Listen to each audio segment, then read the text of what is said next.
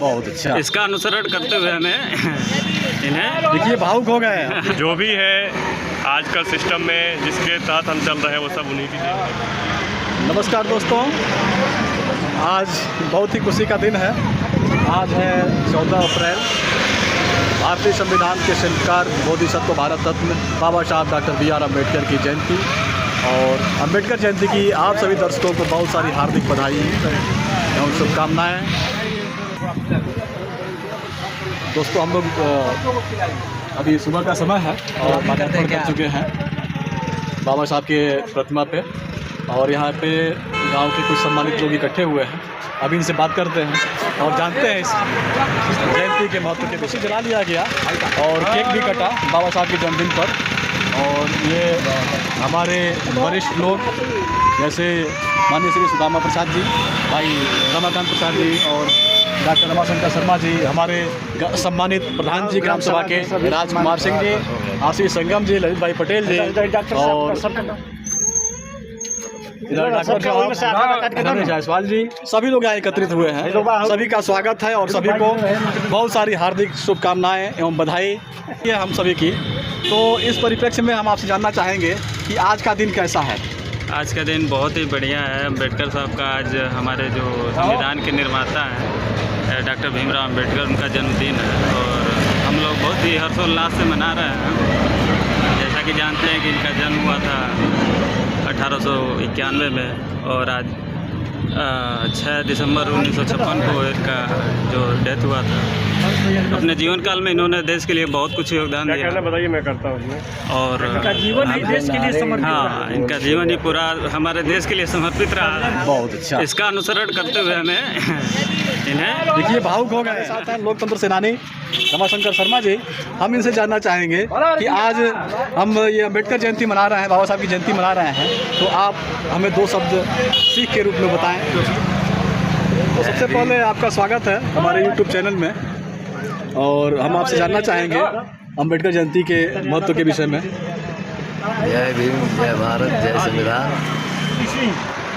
भारतीय संविधान के शिल्पकार और महान विद्वान, शोषित, दलित, पिछड़े, कमज़ोर वर्गों के लिए आजीवन संघर्षरत रहे बाबा साहब भीमराव अम्बेडकर जी। इन्होंने शिक्षा को सबसे बड़ा हथियार बनाया और इन्होंने कहा कि शिक्षित होना बहुत ज़रूरी है, नहीं तो आपका हक आपको कभी नहीं मिलेगा। और जब तक सामाजिक समता आपको नहीं मिलेगी, जब तक सामाजिक रूप से आप समान नहीं होंगे, आपको सामाजिक समता नहीं मिलेगी, तो जो राजनीति में आपको थोड़ा बहुत जो अधिकार मिले हैं उसका भी कोई महत्व नहीं होगा। इसलिए सबसे बड़ी चीज़ है आज हम लोग मना रहे हैं जयंती। हम लोग अपने साथी लोग यहाँ आए हुए हैं। इसका मतलब यह है कि आप सामाजिक रूप से संगठित हो और शिक्षित बने और अपने हक अधिकार के लिए संघर्ष करें। आज के दिन यही बहुत बड़ा हमारे लिए सबक है। और आपको बता दें, जब तक संगठित होकर के अपने हक की आवाज़, अपने समाज की आवाज़, अपने मुल्क की आवाज़ नहीं उठाएंगे, तब तक हमको सामाजिक समता नहीं मिलेगी और ये किसी राजनीतिक दल के भरोसे नहीं होगा।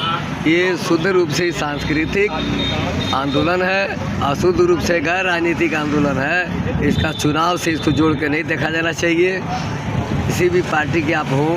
लेकिन ये आप जान लीजिए, जब तक आपको समानता और सम्मान नहीं मिलेगा, राजनीति में भी आपका कोई महत्व नहीं होगा।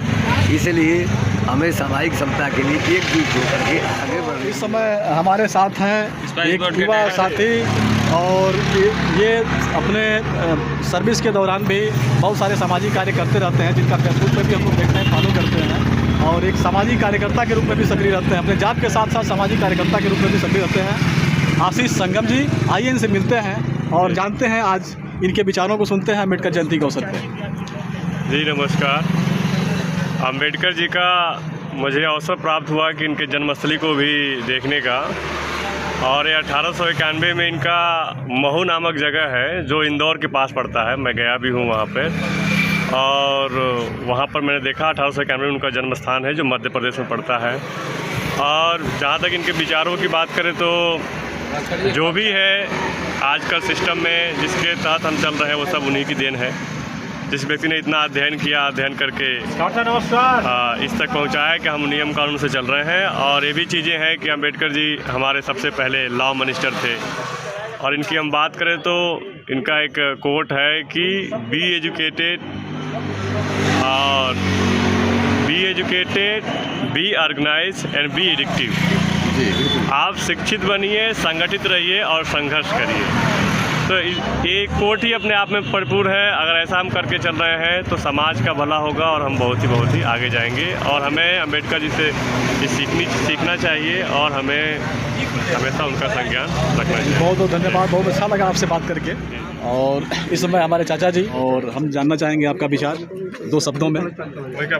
मैं आज बाबा साहब के 133वें जन्म दिवस पर बाबा साहब को मैं हार्दिक धन्यवाद, बधाई देता हूं कि उन्होंने इस भारतवर्ष विशाल देश को, दबे कुचले लोगों को इन्होंने सम्मान दिया और इन्होंने अपना योगदान भारत की जनता को 140 करोड़ लोगों को दिया।